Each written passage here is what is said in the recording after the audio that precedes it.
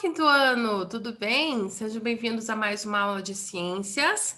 Hoje nós vamos de revisar alguns itens do movimento de rotação e das fases da Lua.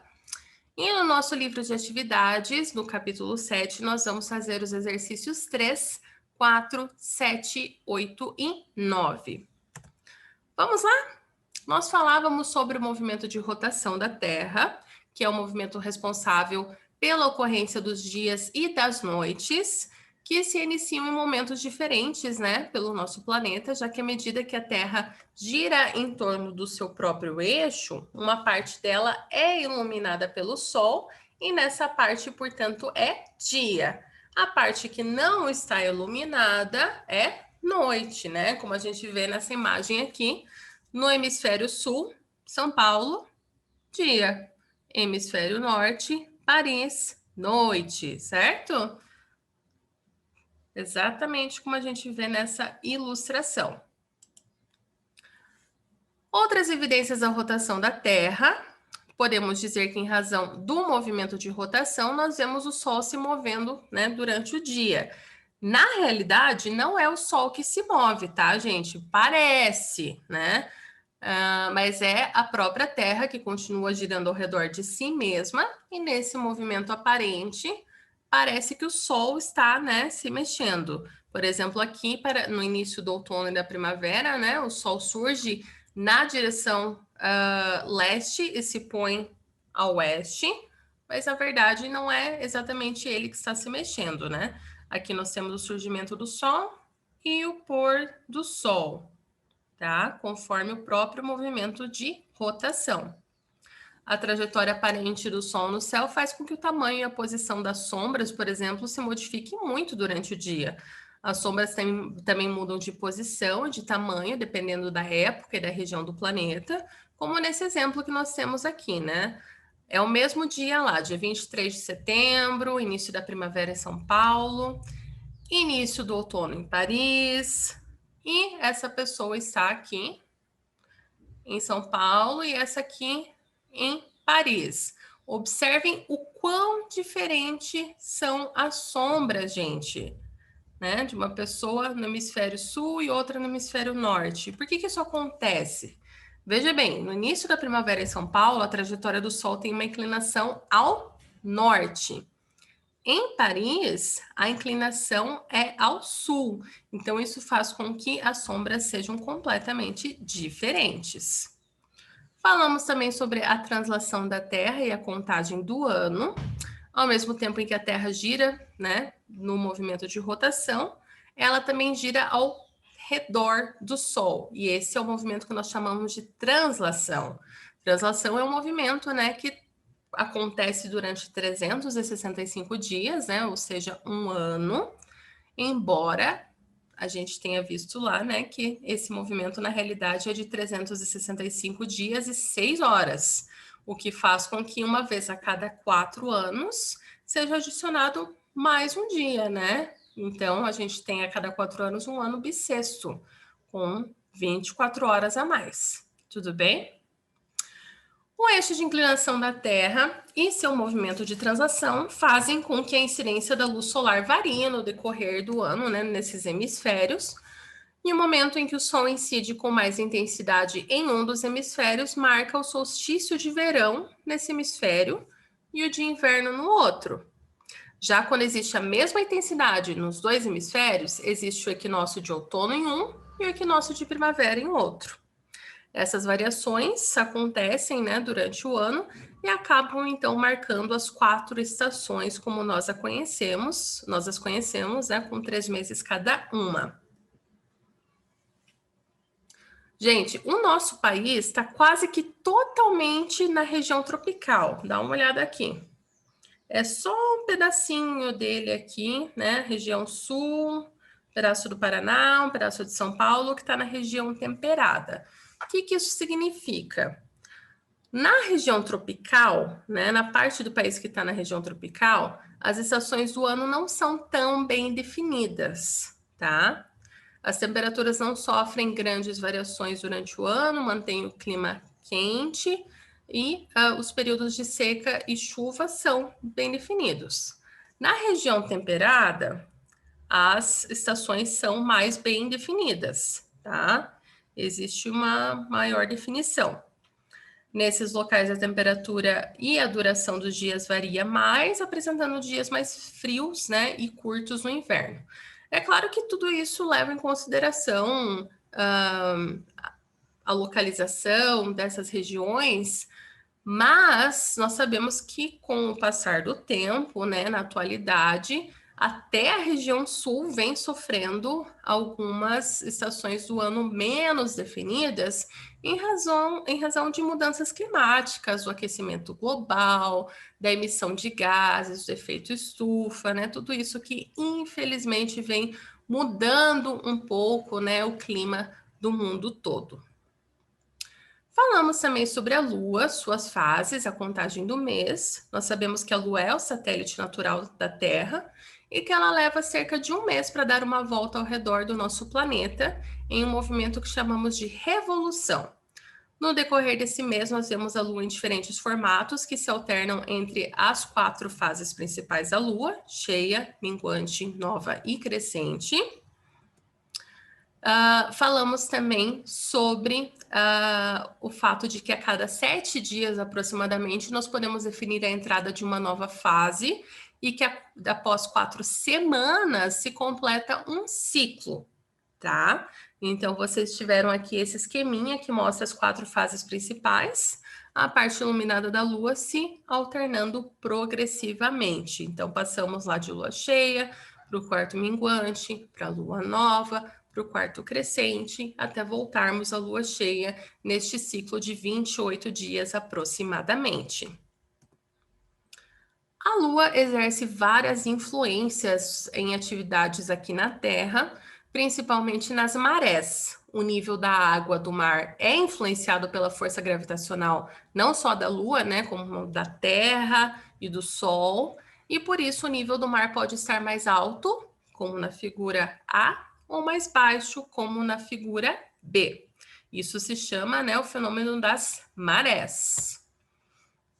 O comportamento de animais também é modificado, já que acontece, por exemplo, de alguns organismos marinhos virem até a superfície da água, e aí o que acontece? Vários peixes, né, acabam sendo atraídos por esses pequenos organismos que fazem parte do plâncton e mudam os seus hábitos. Na parte terrestre também acontecem modificações, alguns animaizinhos pequenos mamíferos, como coelhos, gambás, alguns roedores, eles não aparecem tanto na lua cheia porque tem mais luminosidade e eles ficam mais expostos aos predadores. E os predadores, como a coruja, por exemplo, saem mais, porque aí eles ficam mais ativos, conseguem enxergar melhor e, portanto, caçar melhor, não é mesmo? Pensando nisso, gente, vamos lá para o nosso exercício. Nós temos aqui uma imagem que foi obtida a partir de várias fotografias registradas em um mesmo local durante várias horas.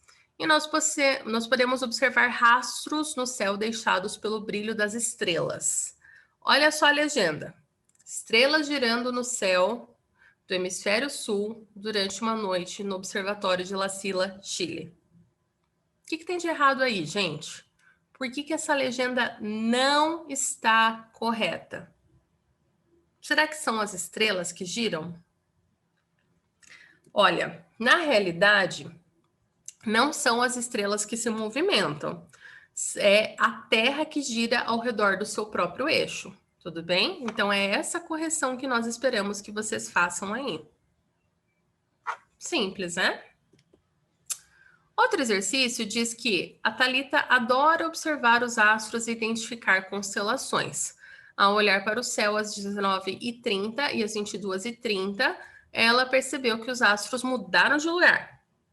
Pensando nisso, vamos ver lá o que é correto afirmar a respeito dessa mudança de posição que ela observou. As estrelas parecem se mover no céu em razão do movimento de rotação da Terra. Sim, parecem se mover no céu. E é justamente o movimento de rotação que dá essa impressão. As estrelas parecem se mover no céu em razão do movimento de translação? Não, movimento de rotação. A Lua e os outros planetas se movem no céu assim como a Terra? Com certeza. O movimento aparente do Sol no céu é uma evidência do movimento de rotação na Terra? Exatamente. Movimento aparente. Na realidade, o que acontece é o próprio movimento de rotação da Terra em torno, né, do seu próprio eixo. Sobre a contagem do tempo e os movimentos da Terra, nós vamos completar aqui usando, então, ano, 365, rotação, fusos, 4, fevereiro, 366, 24 e 1. Vamos lá, tá tranquilo. Em razão do movimento da Terra e do sistema de horários, 2 locais do Brasil podem apresentar horários diferentes em um mesmo momento. Estamos falando de fuso horário. Que movimento permite isso, gente? Rotação, tá? Em razão do movimento de rotação e do sistema de fuso horário.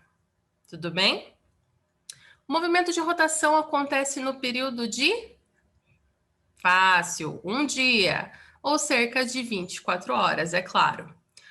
O período de 1 ou dias, aproximadamente, é o tempo de duração do movimento de translação. Movimento de translação, gente, 1 ano ou 365 dias.